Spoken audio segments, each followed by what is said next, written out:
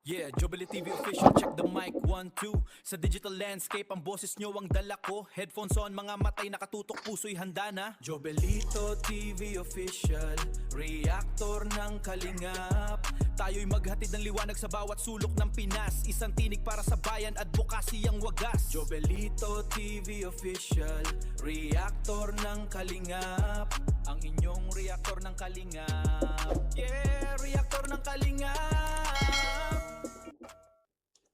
Okay, so yun.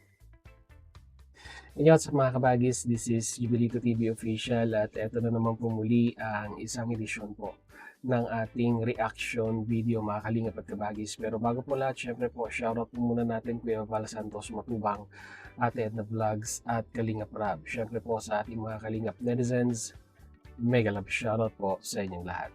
So ito na nga mga kalingap at kabagis, no, for today's reaction video. Walang po natin ang reaksyon at muli po pagbibigay ng ating personal opinion patungkol po dito sa naging live streaming, no, ni Kalingap Rab, na kung saan mga kalingap at kabagis, ang sabi niya nga po ay hindi niya nga po expected na ganon kabilis, no, na magkakaroon po ng aberya yung pong grupo sa kabila. At meron po siyang paalala dito mga kalingap at kabagis sa mga nakasuporta dahil nga po na-predict na po ni Kalingap Rab ito noon pa. Kung ano yung tinutukoy ko mga kalingap at kabagis, siyempre narito po. Panoorin at pakinggan po natin si Kalingap Rab. Narito po yun. Grabe, nakita-kita na pala sila. Pambihira naman, oh. Tapos parang nagkakalabuan na sila, guys, ah. Break na ba agad? Ang bilis naman nangyari nung prediction natin. Ang bilis mangyari ng prediction, guys, ah. Sabi ko naman sa'yo, Doc, huwag kang magtiwala dyan, Doc. Ay, naku ka, Doc. Mimi. Oy, salamat po, Mimi Gasapo. Ayan, salamat po sa pakulay niyo po. Ayan, kami naman po ay di namimilit. Magpakulay po kayo. No? Pero thank you po. Ba't ang bilis naman nung natin, nung prediction, nangyari ka agad. Bakit naman ganun ang bilis? Parang nagkakalabuan na ata, guys, ah. Ang team Guwapa.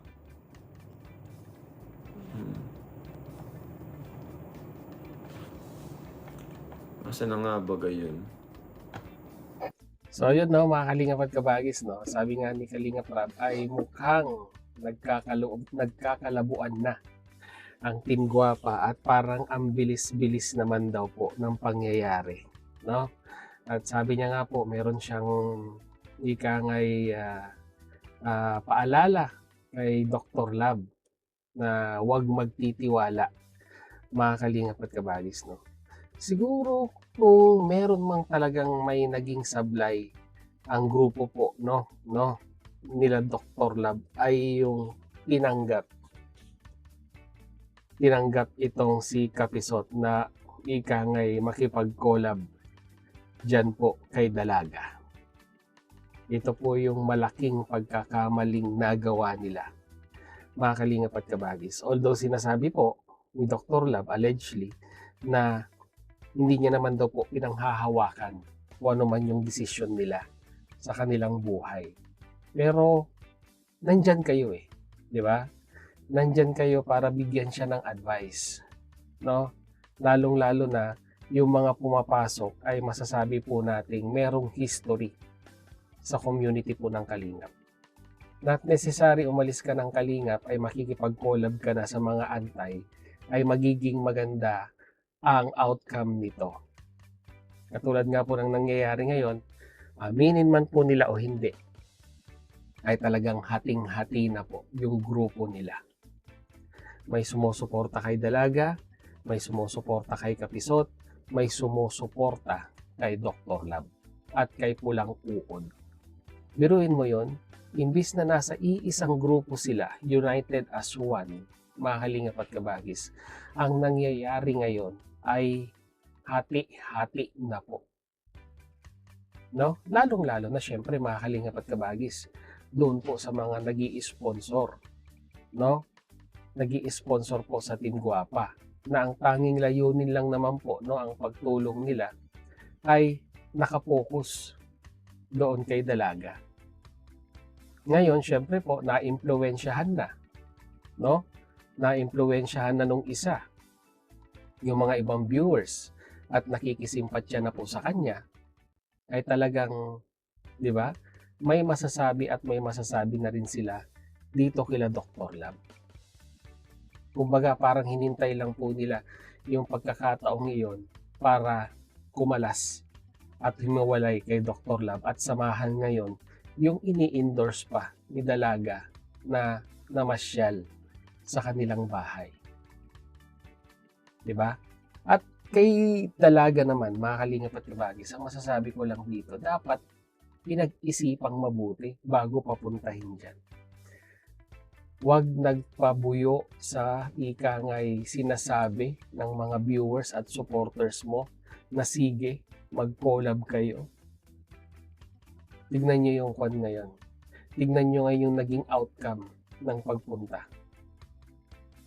Sa ilang araw lang na pagpunta doon, ay ang daming revelasyon na ikangang alam niya na ikangay supposed to be dapat yung mga pag-uusap na yun ay nasa grupo lang ninyo. Ngayon ay na-share, no? Na-share sa isang taong ang motibo naman po ay talagang pabagsakin ng Kalingap. Kung tutuusin yung laban niya ay labas sa laban po ng grupo nila Dr. Lab. Pero ngayon, nakakuha po ng simpatya at nagagamit po ito ngayon para ika nga ay magamit din sa kanyang laban, mga Kalingap at kabagis. Nakakalungkot lang dahil syempre wala pang isang taon di ba? Wala pang isang taon yung grupong yan. Kumbaga nagsisimula pa lang, di ba? Kumbaga yung pag-charity ng grupong yan ay nagsisimula pa lang. Ngayon wala na, nagdi-discarrel na. Na kanino ngayon ang huling halakhak, mga Kalingap at kabagis pagdating dito. At ngayon ang napapabalita nga, di ba, si Doc Lat ay aalis na dyan sa lugar na yan. Paano na? At ngayon, sabi nung isa ay naglalaylo siya.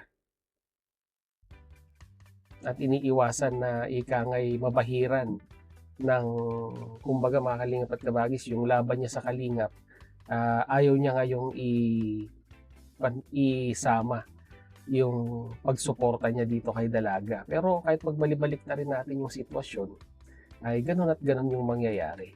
Dahil nandyan na di ba? Nagkasabihan na ng mga ikangay, nagkapatutsadahan na sa social media between Dr. Lab at dito kay Kapisot, no? Mga Kalingap at kabagis, hindi na mawawala yan. Dahil iisa lang naman yung nakasuporta sa inyo. Diba? Yung Team Guapa na ikangang pinaghirapang buuin ni Dr. Lab nung siya po ay napaalis sa community ng Kalingap. At do you think na pag lumayo si Dr. Lab diyan sa diet ay aminin man po natin hindi, mga Kalingap at kabagis sa mga viewers po, ang diet po ay meron pong magnetic powers pagdating po sa mga viewers. Pag ikaw ay napalayo na dyan, garantisado po yan, mga Kalingap at kabagis, na hihina na po ang views ninyo. Yung mga umalis sa Kalingap, do you think na ganun pa rin ang takbo ng kanilang mga channel? Yung iba po ay nagkuhan na rin po, naghihikahos na rin po sa views yung mga channel nila. Ganun po ang magnetic power dyan sa diet. Lalong-lalo na pag napag-uusapan po ay ang community ng Kalingap. Kaya nga po, nasasabi ko, mga Kalingap at kabagis, this is the wrong move. This is the worst decision that the group has been made na i-welcome yung taong may iba pang agenda. Di umano, bukod sa pagsuporta. Di umano, dito po kay Dalaga, mga Kalingap at kabagis. No? At syempre, suntok sa buwan yung ikang sinasabi ng mga ibang viewers na si Doc Lat ay pababalikin ng Kalingap. Ako, malabo pa, no? sa ihi ng bagong panganak yan, mga kalingap at kabagis. So yun lang ating reaction video for today, and once again mag-comment po kayo sa ating comment section kung ano naman po inyong masasabi, opinion, reaction dito po sa reaction video natin ngayong araw na ito. So yun, muli maraming salamat dahil sa dulo po ng ating reaction video ngayong araw na ito ay muli kasamahan niyo po muli si Jubilito TV Official, at muli po nagpapaalala po ang inyong host sa mga hindi po nakasubscribe sa ating YouTube channel. Subscribe nyo na po, Jubilito TV Official. At kung nagustuhan nyo po ang ating reaction video for today, mga kalingap at kabagis, ay paki-like and share na lang po. So hanggang dito na lang. Once again, this is Jubilito TV Official, proud member po ng Team Koos at ng Team Bios ng Kalito.